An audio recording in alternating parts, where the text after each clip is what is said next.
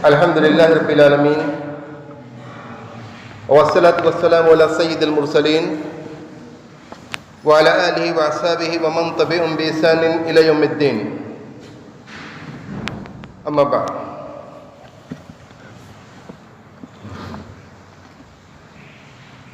نفس انسانی کے تزکیے کے سلسلے کی کچھ باتیں اور کچھ بیان جو گزشتہ چند ہفتوں سے جاری ہیں، اسی سلسلے کی کچھ باتیں اور نبی کریم صلی اللہ علیہ وسلم کی ایک بے حد اہم حدیث، جس میں آپ صلی اللہ علیہ وسلم نے مسلمانوں کو مثال بیان کر کے سمجھایا ہے کہ کس طرح سے وہ اپنی زندگی کے اندر محارم کو آنے نہ دیں. اللہ رب العالمین نے جو حدود بنا رکھی ہیں، جن کاموں کو حرام کر رکھا ہے، ان سے انسان خود کو دور رہے اور کتنا محتاط ہونا چاہیے دین کو اپنانے میں، دین کے راستے پر چلنے میں، کہ ان چیزوں کی آمیزش اس کی زندگی میں نہ ہو سکے. دراصل جس دنیا میں اور جس معاشرے میں ہم لوگ رہتے ہیں، ہر زمانے میں اور بالخصوص آج کے زمانے میں عموماً بہت سارے ایسے منافذ ہیں، بہت سارے ایسے روزن اور دریچے ہیں جن سے انسان کی زندگی میں حرام کاموں کی آمیزش ہوا کرتی ہے. یہ دریچے، یہ منافذ، یہ کھڑکیاں جو ہیں، ان سے بد اخلاقی کی، بے حیائی کی اور حرام کاموں کی یہ باد سموم جو ہے ہم تک پہنچتی ہے اور ہمارے اندر سرایت کر جاتی ہے، اور اس کی بہت بڑی اور بہت ہی خراب قسم کی تاثیر ہماری زندگی پر، ہمارے خود کے اوپر، ہماری اولاد کے اوپر ہو رہی ہے. دراصل نبی کریم صلی اللہ علیہ وسلم نے جو یہ حدیث میں بیان کر رہا ہوں، اس حدیث کے اندر مثال سے واضح کیا ہے کہ ہر بندے مومن کو، ہر مسلمان کو کس طرح سے محتاط ہونا چاہیے کہ حرام کاموں کی آمیزش اس کے اعمال میں نہ ہو سکے، اس کا نفس گدلا ہونے سے، میلا ہونے سے بچ جائے، پاکیزگی جو اسلام نے چاہا ہے اپنے مسلمانوں کے لیے، اس پاکیزگی سے متصف ہو سکے اور اچھے کاموں کو کر کے اچھا انسان بن سکے. اللہ رب العالمین کے ہاں جب وہ جائے تو اسے اللہ رب العالمین اجر سے نواز سکے، اس لیے کہ اس نے ان کاموں کو کیا جس کو اللہ رب العالمین نے چاہا، اور ان چیزوں سے اپنے آپ کو دور رکھا جس سے اللہ رب العالمین نے اسے دور رکھنے کی تلقین کی. تو نبی کریم صلی اللہ علیہ وسلم نے اس عظیم حدیث کے اندر فرمایا کہ ضرب اللہ مثلا صراطا مستقیما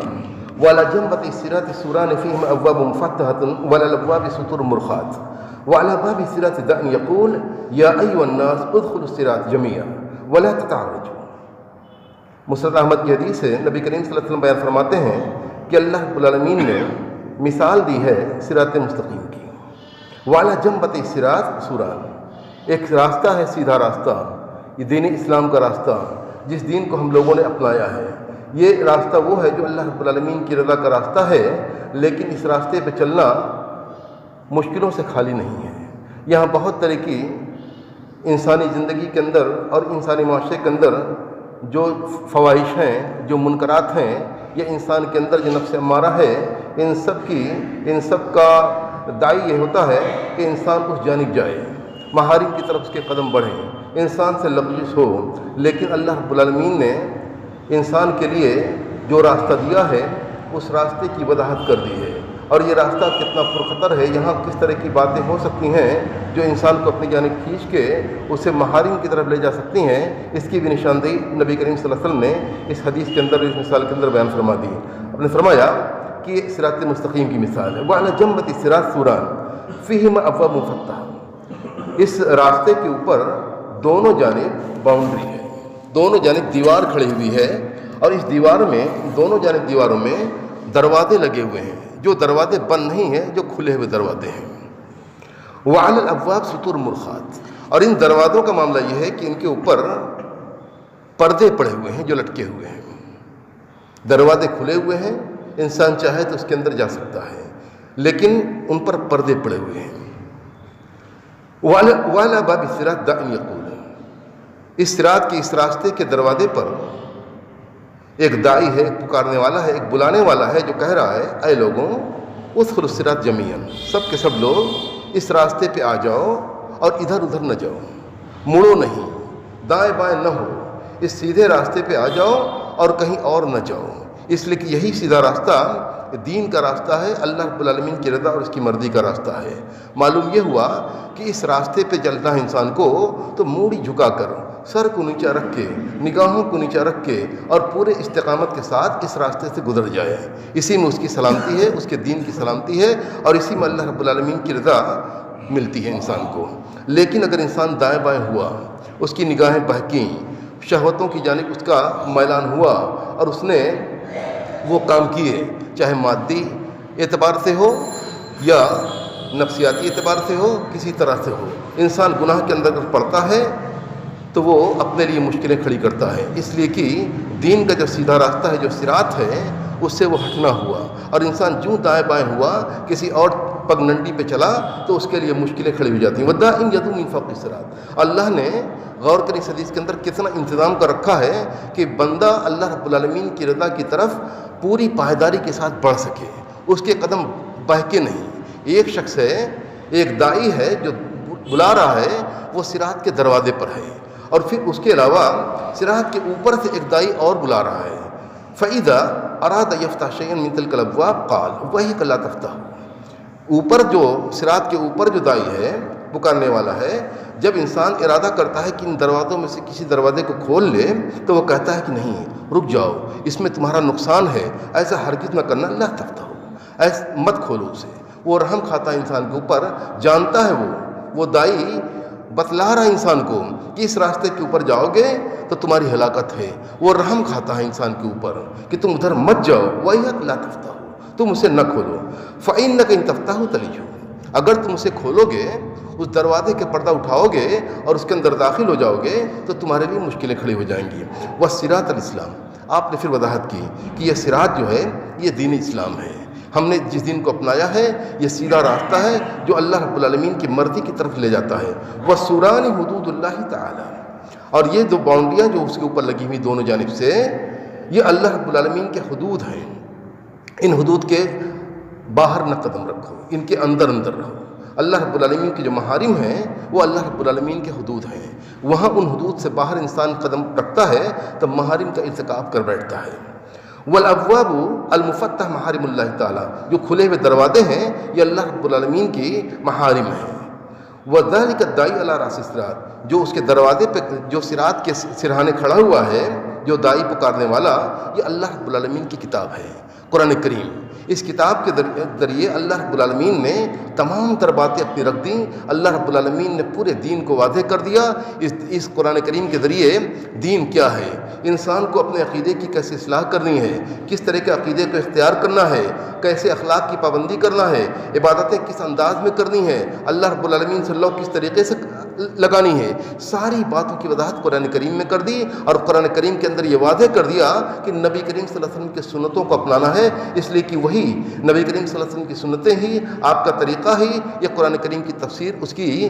پوری تشریح ہے۔ اس کے بغیر قرآن کریم کے معنی کو ہم نہیں سمجھ سکتے۔ قرآن کریم کے اندر جو باتیں ہم کو سکھائی گئی ہیں وہ ہم مکمل طریقے سے تب سیکھتے ہیں جب نبی کریم صلی اللہ علیہ وسلم کی سنت کو ہم جانتے ہیں اور اسے ہم اپناتے ہیں، تبھی ہم قرآن کریم کے حق کو ادا کرتے ہیں۔ وَالدَّاعِ مِن فَوْقِ الصِّرَاطِ، اور ایک دائی جو اس راستے کے اوپر ہے، اس صراط کے اوپر ہے، وہ وہاں سے بلا رہا ہے، وہ کون ہے؟ واعد اللہ فی قلب کل مسلم، یہ اللہ کا وعید ہے جو ہر مسلمان کے دل میں ہوتا ہے۔ انسان کے دل میں اللہ رب العالمین نے کھٹک رکھی ہے، انسان کا قدم جو ہی ڈگمگاتا ہے محارم کی طرف وہ بڑھتا ہے، دل کے اندر وہ دستک دیتا ہے، کھٹک دیتا ہے، وہ دائی۔ یہ وعید ہے، اللہ رب العالمین نے یہ بھی انتظام کیا ہے کہ اللہ رب العالمین کا کیا یہ کرم ہے، اس کی یہ مہربانی ہے، اس کی بہت بڑی مہربانی یہ ہے کہ اس نے مسلمانوں کو، اپنے بندوں کو سب کچھ بتا دیا اور ہر طرح سے واضح کر دیا کہ تمہیں کیسے اس صراط پہ رہنا ہے اور کیا کرو گے تو تم بھاگ جاؤ گے۔ سب کچھ اللہ رب العالمین نے واضح کر دیا۔ کتاب اللہ، اپنی کتاب بھیج دی، رسولوں کو بھیج دیا، علماء کو بنا دیا، اور پھر خود انسان کے دل کے اندر، اس کے نفس کے اندر ایک وائس کو رکھ دیا جو انسان کے دل کے اندر کھٹک پیدا کرتا ہے جب بھی اس کے قدم لغزش کرتے ہیں۔ حافظ رجب حنبلی رحمہ اللہ اس حدیث کی تشریح میں لکھتے ہیں کہ ومن کان فی الدنیا قد خرج عن الاستقامۃ الصراط ففتح ابواب المحارم التي فی سطور الصراط یمنۃ و یسرا۔ انہوں نے کہا کہ دیکھو دنیا کے اندر جو شخص بھی صراط پر استقامت سے نکل جاتا ہے، یعنی اس صراط پر، اس راستے پر انسان کو ڈٹ کے رہنا ہے، قدم کو جما کے چلنا ہے، ادھر ادھر نہیں مڑنا ہے، تو جو شخص بھی اس چیز کو چھوڑ دیتا ہے، یعنی اس کے قدم ڈگمگاتے ہیں، اور وہ شخص اللہ رب العالمین کے محارم کے دروازے کو کھول دیتا ہے جو کہ اس صراط کے اندر ہیں، اور دائیں بائیں اس کے قدم بڑھتے ہیں تو وہ اس کی جانب بڑھ جاتا ہے، ان دروازوں کے اندر داخل ہو جاتا ہے، اور ایسی صورت میں وہ کلالیب، وہ آنکوس اور وہ جو ہیں کانٹے جو ہیں دونوں جانب ہوتے ہیں، وہ انسان کو اپنے جال میں پھنسا لیتے ہیں، اپنے اندر کھینچ لیتے ہیں اپنی جانب، اور انسان اگر خود کو وہ تائب نہیں ہوتا، اپنے آپ کو وہ اس جانب اللہ رب العالمین کی جانب دوبارہ نہیں لاتا اور اسی راستے پہ بڑھتا چلا جاتا ہے تو اپنی ہلاکت کے سامان کو مکمل کر لیتا ہے۔ لیکن بشری تقاضے کی بنا پر اگر کسی شخص سے کوئی گناہ کا ارتکاب ہو جائے تو اللہ رب العالمین کا کرم ہے کہ اس نے مہربانی سے، اس نے اپنے کرم سے توبہ کا دروازہ ہمیشہ کھول رکھا ہے۔ انسان سے لغزش ہو فوراً اللہ رب العالمین کی طرف رجوع کرے اور فوراً صراط مستقیم کی طرف پھر لوٹ کے چلا آئے۔ اگر ایسا انسان کرتا ہے تو خود کو بچا لے گا ہلاکت اور بربادی سے، لیکن اگر انسان نے توبہ نہ کی اور وہ اسی راستے پہ جاتا چلا گیا تو پھر اللہ رب العالمین اس کو اسی راستے پہ چھوڑ دیتا ہے جو راستہ انسان کی ہلاکت اور بربادی کا راستہ ہے۔ اللہ رب العالمین ہم سب کی حفاظت فرمائے، ہمارے دین کی حفاظت فرمائے، ہمارے ایمان کی حفاظت فرمائے، اور ہم لوگوں کو صراط مستقیم پر جو اس کی رضا کا راستہ ہے اس پر مضبوطی سے پامردی کے ساتھ چلنے کی توفیق فرمائے۔ آمین۔ وآخر دعوانا الحمدللہ رب العالمین۔